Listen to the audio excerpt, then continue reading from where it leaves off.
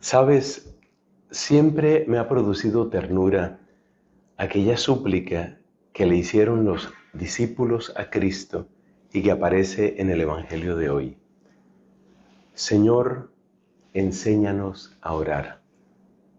Sobre todo si tenemos en cuenta que años más tarde, según cuenta la carta a los Romanos, está también la palabra de San Pablo: nosotros no sabemos orar. Y, y yo creo que esto nos dice, en sí mismo esto nos dice algo muy importante sobre la oración. La oración solo crece en el suelo de la humildad. Creer uno que ya sabe orar es poner el primer obstáculo para la verdadera oración. La verdadera oración no puede brotar de un corazón marcado por la soberbia, por la arrogancia, por la suficiencia. Señor, enséñanos a orar. Enséñanos a orar. Otra lección que debemos tomar es que si este evangelio lo seguimos oyendo, es porque lo seguimos necesitando. Es decir, porque el camino de la oración no consiste como el que aprende, por ejemplo, una receta de cocina.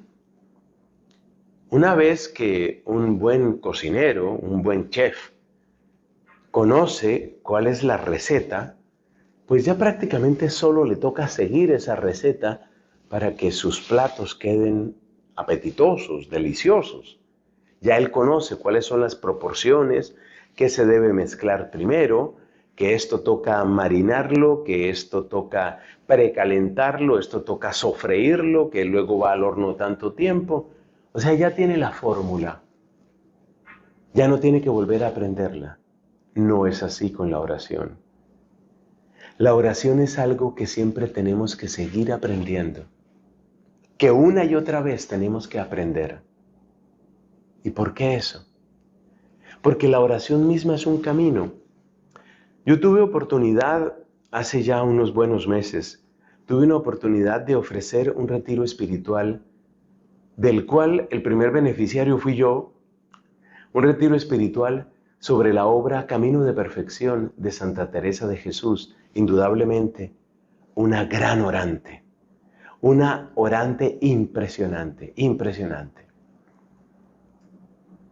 Y me llamaba la atención cómo en ese camino de perfección, cómo en ese recorrer las estancias del castillo interior, que es la manera como ella se refiere al alma, en ese recorrido precioso, hay siempre algo más que aprender, un nuevo obstáculo que vencer, una nueva gracia que recibir, una experiencia creciente, cada vez más profunda, cada vez más fecunda del amor de Dios.